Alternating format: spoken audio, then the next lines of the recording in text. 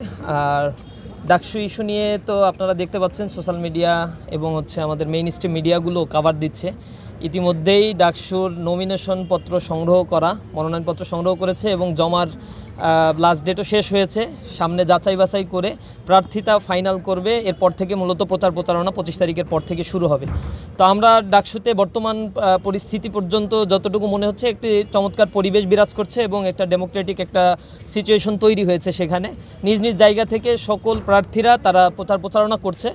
Last DUCSU যেটা হয়েছিল 2019 সালে, সেখানে তো একটা বড় ক্রাইসিস ছিল।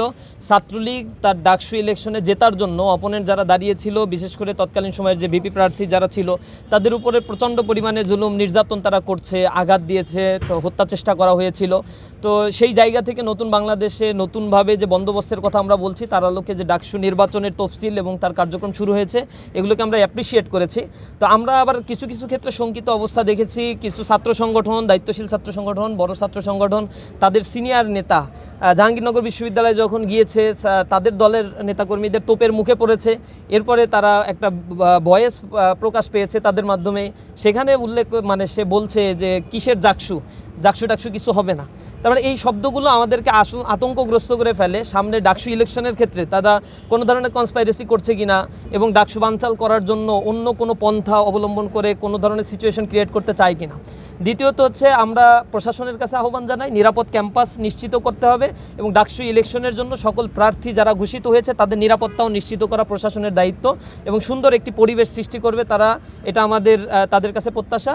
আর যে পরিবেশের যে অভিযোগগুলো বামরা দিচ্ছে, এটা বাম ছাত্রদল, তারপরে অন্য অন্য ছাত্র সংগঠন কিছু আমরা দেখেছি তারা একজোট হয়ে গেছে এবং ঢাকা বিশ্ববিদ্যালয় যখন আমাদেরকে ভিসি বা প্রভিসি মহোদয় যখন ডাকেন বা ছাত্র বিষয়ক পরিচালক যখন ডাকেন, তখনও আমরা দেখি 3 ঘন্টা মিটিং হলে 2.5 ঘন্টা ছাত্র শিবির নিয়ে আলোচনা করা হয় এবং 2.5 ঘন্টা তারা যত মিথ্যাচার, ট্যাগিং, ফ্রেমিং, বুলিং, আদারিং এই কথাগুলো বলে। আর যারা এমন কথাগুলো বলে তাদের অবস্থানটা টোটাল ব্যানার ধরার লোক তাদের নাই। 12টা সংগঠন ঐক্যবদ্ধ জোট দেয়, 12 জনের মধ্যে 12 জন ছাড়া অতিরিক্ত কোনো লোক পাওয়া যায় না তাদের।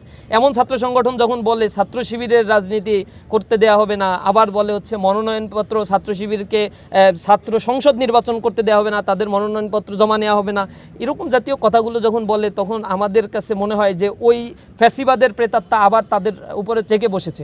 যেমনিভাবে তারা ফ্যাসিবাদকে পুনর্বাসিত করছে দীর্ঘ সময় ধরে, শাহবাগ তৈরি করছে তারা 14 সালের নির্বাচনের পরে, এরপরে যখন ছাত্রদল, ছাত্র শিবির একসাথে বসে একসাথে আন্দোলন করেছে রাস্তায়, তখন এই বাম জোট বলেছিল আমাদের এই আন্দোলন নাকি জঙ্গি আন্দোলন, এটা সন্ত্রাসী আন্দোলন আখ্যা দিয়েছিল তারা। এভাবে করে একের পর এক লাল সন্ত্রাসের তারা ডাক দেয়। তারা বিভিন্ন অপকর্মের মধ্য দিয়ে আওয়ামী ফ্যাসিবাদকে তারা যুগের পর যুগ প্রমোট করেছে। 1972 সালের পরপরই দেখছেন যে বাকশাল কায়েমের পরে এরপরে তারা আনন্দ মিছিল বের করছে ছাত্র ইউনিয়ন এবং ছাত্রলীগের সাথে মিলেমিশে ক্যাম্পাসে কুসুম আন্দোলন তারা করছে। গ্রেপ্তার হয়নি তারা ক্যাম্পাসে বিরোধিতা করছে এবং একটা বিরোধী দল ডেমোক্রেটিতে রাখা দরকার, এভাবে তারা পোষ্য হিসেবে তাদেরকে কাজে লাগানো হয়েছে। সেই দলগুলো যখন আবার ছাত্র শিবিরকে বলে যে ছাত্র সংগঠনের প্রতি সাধারণ ছাত্ররা আস্থা রাখছে, ডেমোক্রেটিক কান্ট্রিতে যে যার আদর্শ প্রচার করবে, ছাত্ররা এটা অ্যাকসেপ্ট করবে কি রিজেক্ট করবে, এটা ছাত্রদের ডিসিশন। আমরা দেখতে পাচ্ছি সেই জায়গা থেকে একটা স্বৈরাচারী একটা চরিত্র এই বামদের মধ্যে আছে। তারা তো ডেমোক্রেসিতে বিশ্বাস করে না, তারা টোটালি অটোক্রেসি টাইপের বা তাদের যা ফিলসফি, আদর্শ, কমিউনিস্ট আদর্শ, এই আদর্শকে প্রমোট করার জন্য তারা সবসময় মবক্রেসির ভিতরে যাচ্ছে এবং 5 আগস্টের পরে কোনো কল্যাণমুখী কাজ নাই, সব কিছুর শুধু সমালোচনা এবং মব সৃষ্টি করাই তাদের পলিটিক্সের মূল বিষয়।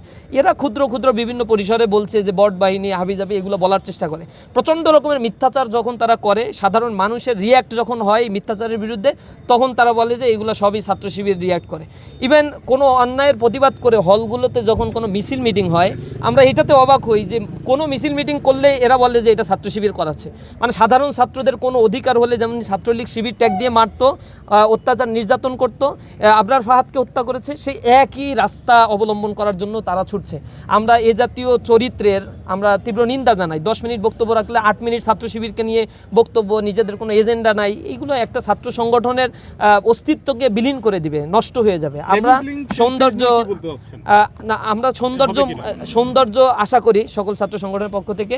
আর লেভেল প্লেইং ফিল্ডের ব্যাপারে এখন পর্যন্ত আমরা মনে করছি যথেষ্ট ভালো একটা অবস্থান ঢাকা বিশ্ববিদ্যালয়ে বিরাজ করছে।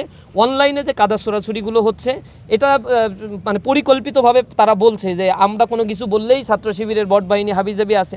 আমরা তো দেখি তারা নিজস্ব কাঠের কেল্লা, তারপরে নিজস্ব বিভিন্ন ধরনের কি বাহিনী টাহিনী তৈরি করে এরপরে কন্টিনিউয়াসলি বুলিং করছে। এবং ছাত্র শিবিরের প্যানেলে এখন যে মেয়েদেরকে নেওয়া হয়েছে, যাদেরকে অগ্রাধিকার দেওয়া হয়েছে, তাদেরকে যৌন হয়রানিও করা হচ্ছে এবং মারাত্মক লেভেলের তাদের ব্যাপারে প্রচারণা চালা হচ্ছে, অপপ্রচার চালানো হচ্ছে। তাহলে এই জিনিসটা আসলে কারা করে, এগুলো তো এখন প্রমাণিত সত্য।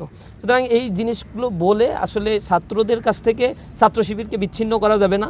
আমরা আশা করি সামনে ডাকসু ইলেকশনে ইসলামী ছাত্র শিবির ইনশাআল্লাহ খুব ভালো ফলাফল করবে এবং পূর্ণ প্যানেলে ইসলামী ছাত্র শিবির যে একটা সমন্বিত ছাত্রদের একটা জোট হয়ে ঐক্যবদ্ধ জোটের যে জোট ঘোষণা করেছে, সেখান থেকে একটা কাঙ্ক্ষিত ফলাফল এবং পুরো প্যানেল সহই ইসলামী ছাত্র শিবির জিতবে। সাধারণ ছাত্ররা ইসলামী ছাত্র শিবিরকে ভালোবাসে, ছাত্র শিবির প্রচণ্ড পরিমাণে সমর্থন পাচ্ছে তাদের, এবং ছাত্রবান্ধব কার্যক্রমের দিকে আমরা সবসময় অগ্রগামী। আমরা বলেছি ইসলামী ছাত্র শিবির ছাত্ররা যা চায় এই জিনিসগুলো নিয়েই সবসময়ের জন্য কাজ করবে ইনশাআল্লাহ।